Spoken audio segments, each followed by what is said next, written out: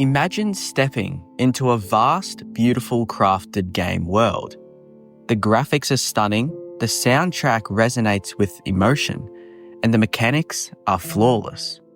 Yet, as you move through this digital masterpiece, something feels off. A hollowness that lingers. Now, imagine that same world, but this time you're not just wandering aimlessly. You're a warrior seeking redemption, a daring adventurer chasing a lost legacy, or a reluctant hero struggling to overcome inner demons. Suddenly, the world comes alive, not just as a backdrop, but as a personal battleground. This is the power of a strong main character, the anchor that transforms a game from a mere collection of pixels into an unforgettable journey. The Kingdom of Hyrule, a magical place, sprawling with caves, towns, dungeons, and monsters. Stripping all of the environment and the aesthetics away, we are left with this, something that is even more important than the environment itself. From the start of each Zelda game, we are introduced to Link, a young boy or man whose journey is to become the hero of Hyrule and save the world. Link is ignorant of his own goals and desires, going beyond his need to be brave. While he is always at odds with his quest to save Hyrule, he never seeks glory. He is a simple man who wants to live a simple life. And perhaps with this, it's easy for the player like you and me to be connected emotionally to Link, being able to share experiences and values much like him. In all of the Legend of Zelda games, they all usually play out in the same way. A great malevolence threatens the kingdom, and Link, being the archetypal hero, is destined to fight that evil and restore peace in Hyrule. But thinking about it, if Link was never the chosen hero of the kingdom, then the lore in The Legend of Zelda would likely shift dramatically.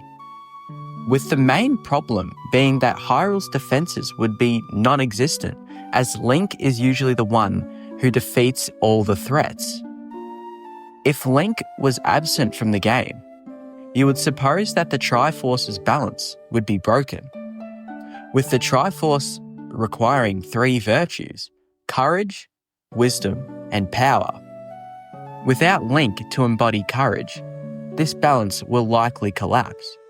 But evidently, Link is what made The Legend of Zelda a game which could be remembered just solely based off looking at him. What I mean is, if you were to see an image of Link, immediately most people associate it with The Legend of Zelda. And that's what makes him so important in the game's world. Mario, gaining worldwide attention in 1985, he soon began to become an intricate part of gaming, ultimately making him one of the most important characters not only in his own games, but the whole gaming genre itself. Mario's portrayal as a little Italian plumber is unique, but also allows for his personality to shine through the screen.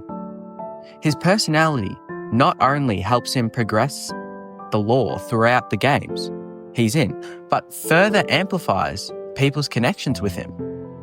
Optimism, determination, and his image as a plumber makes him relatable to a lot of people. But without the presence of Mario, what would actually happen to the lore and gaming itself? Well, let's just say Mario did not exist in the 1980s.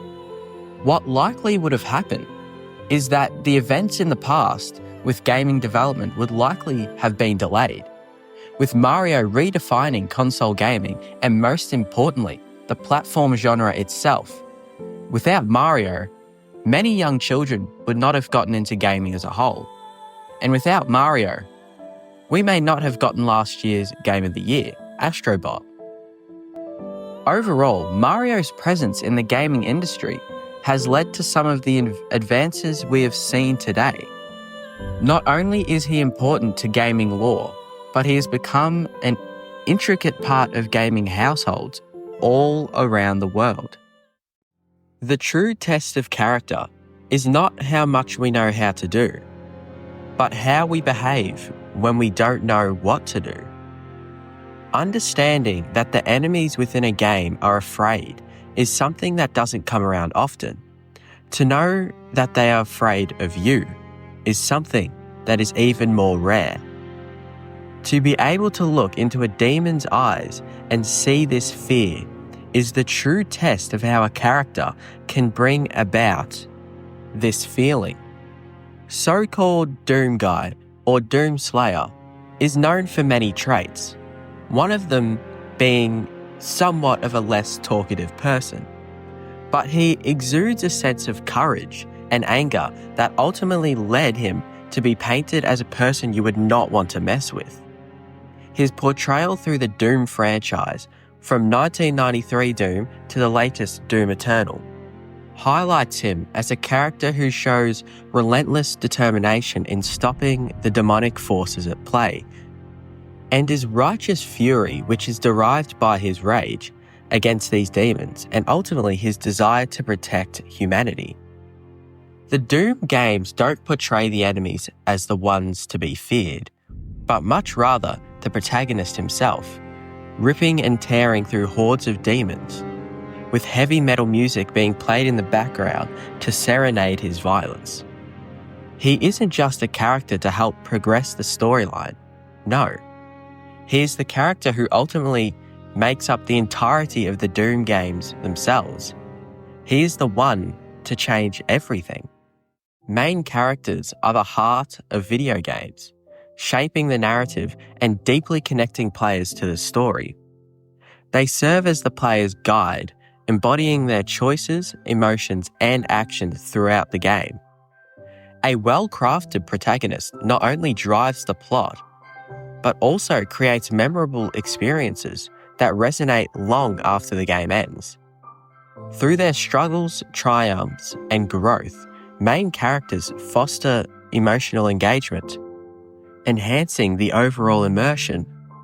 Whether it's through compelling backstories, unique personalities, or dynamic relationships, these characters anchor the player's journey, transforming games into meaningful, interactive stories that leave lasting impressions.